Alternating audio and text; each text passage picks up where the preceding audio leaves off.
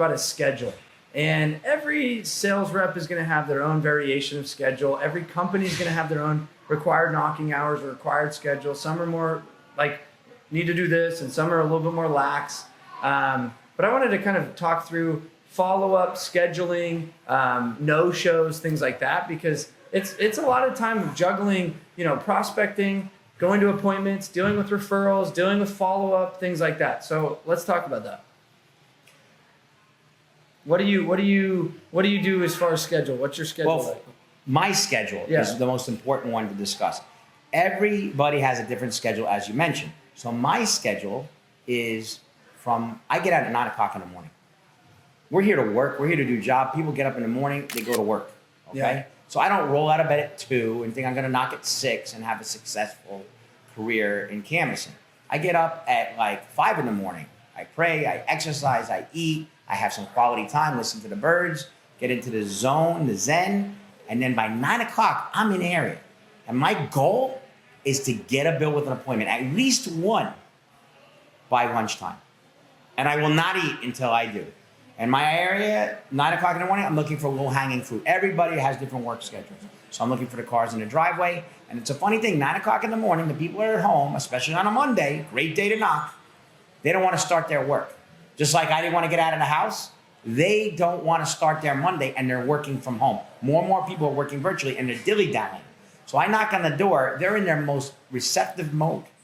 They want to do anything but work. So that's the time they're curious what it's about. They're not like, I'm working and slam the door. They don't want to work. So they're like, what's this all about? So 9 to 12, I'm looking to get one bill with the low-hanging fruit, the cars in the driveway, and I'm marketing the homes that don't have cars in the driveway. So then I get at least one bill with an appointment. Then I go to my lunch. I have a nice lunch. And then after lunch, from 1 to 3, I'm looking to get another bill with an appointment. Now I'm starting to look in the same streets at any cars that came home to the homes that didn't have any cars in it. And then I'll get at least another one bill with an appointment before I'll take a break. I will not go to my break. After that, then I will go and take a break. And then from 3:30 or 4 o'clock till 6, then I'll look for my last bill of the day. That's my schedule. Some people want to have different schedule. That's my schedule. I don't want to knock when they're chewing food and saying, what do you want? I never was good at that kind of knocking. It's a great technique. That's not mine. That's not pistols. But that's crazy because a lot of people have it set in their mind that the only way to knock is prime time. And I'm like, prime time is just any time that you're out there. Like You create the prime time. Okay, so appointments. What's your goal as far as setting appointments between these times and these times? Are you particular on that? First initial appointment.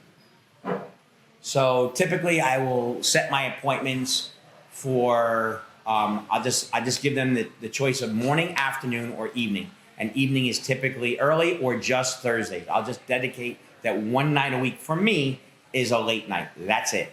And that'll be Thursdays. And also in the industry legacy power, we have correlations for trainings. So I teach our teams as well as myself is to this date, ever in the history, I've never missed a correlation for an install or for any kind of solar appointment. And that's important. So automatically, if I know I have 2 correlations a week as a team member or as a leader, even if my schedule is empty, if they want our dates that our correlations are on, I say, no, I can't make it. The guy says, no, you got it. It's the only time I have. I want to do it, but it's the only time I have.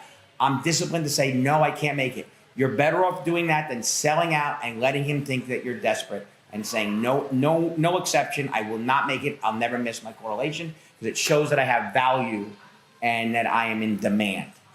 Next one is no-shows. So let's say you go to an appointment, they no-show you. What's your process to reset the appointment? So I'm getting a little more aggressive. If they talk to me on the phone, I say, look, this is just a program if you qualify. I'll be a lot more qualifying on the phone.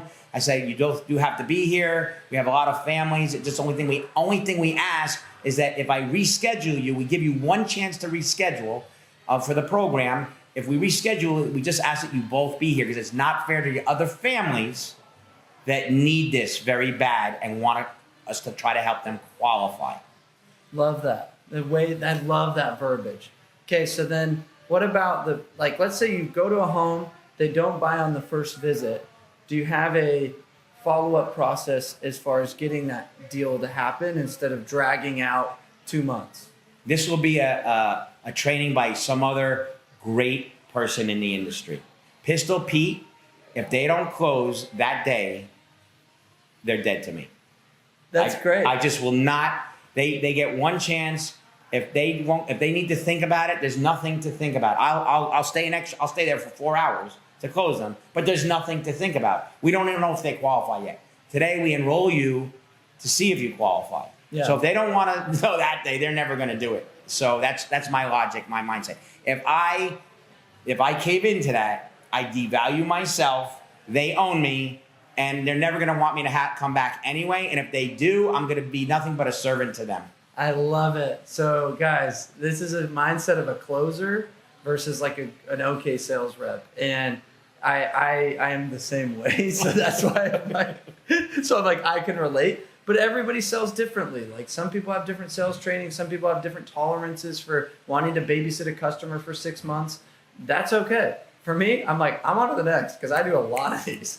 Okay, so what about as far as in between communication? So is there any kind of pre-appointment text, email, video, website? Is there any post-appointment to firm up that, like, they made a same day decision. They're like, I'm doing this. Absolutely, absolutely never with a little fine print. So if they're far, I will call them up because I don't want to drive far and get there and waste my time.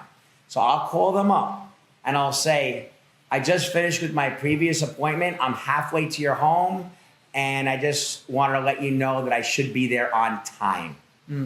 I just want to let you know that I should be there on time. So what am I really saying? I'm really saying I just finished my last appointment. I let them know I'm halfway to their home. You better not let me freaking drive out here. Yeah, like if you cancel now, you should be afraid to cancel because this is all about you. And I'm letting them know versus a beginner might say, oh, is it okay? Are we still okay with us? Still on? You're inviting them to say, no, I don't want to do it. I'm going golfing on Saturday. You don't want to do that. Love that. Yeah. So let's say that they buy today. Is there any kind of touch points to ease their, to avoid the buyer's remorse or after the appointment? The number one way you avoid buyer's remorse is when you're in the close, you seal the cracks. You be a great closer. A great closer seals all the cracks. A great closer lets them know all the objection handling before they even ask, so that instead of them asking you a battery of questions, they're crossing off things on their list as you do your process, as you do your presentation. When you leave that house, I'm listening for thank you. And then I say you're welcome. That's awesome. So once or twice I've accidentally went back to my old sales style way of saying thank you, or they say thank you and I go, no, thank you. They've always canceled. I don't know if it's superstition or what, but I think I reminded them that I sold them. So they say thank you. I know I did a good one. It's going to lock in, and I say you're welcome. The follow-up is just letting them know the account progression, not asking them. Letting them know everything's great. Congratulations. The inspection went well. Congratulations. Now they're getting the permit. We already processed the HOA. And we'll let you know in a couple weeks when we're doing the installation. We let them know. Never ask. You ask, you're looking for an answer that you don't want to hear. Referrals. What touch points do you have to mine referrals and best practice there? Best practice for referrals is in the first 10 minutes of in the home for the close. Wow. Letting them know that if they know anybody else that may benefit from the program, that they will get the same incentives and benefits that they get today. And I like to limit it as long as it's a maximum of 10 people and they got to be your friends and family. I give them some limitations. I like that because then it still maintains that value of like, this isn't just for the world. This is like correct, more tight knit. I love that. Okay, you guys heard it firsthand. Go follow Pistol Pete Winston on Instagram. This was a phenomenal course. You guys should rewatch this. Good trainers and good sales reps and good closers don't just watch videos like this once. They watch it over and over and again, and they pay attention to his tonality. They pay attention to when he's slowed down. They say, how do I implement this stuff into my daily life? Because we're here to make you multiple six figures, if not seven figures in this industry, and that's why we bring you the best content. So thank you guys for watching.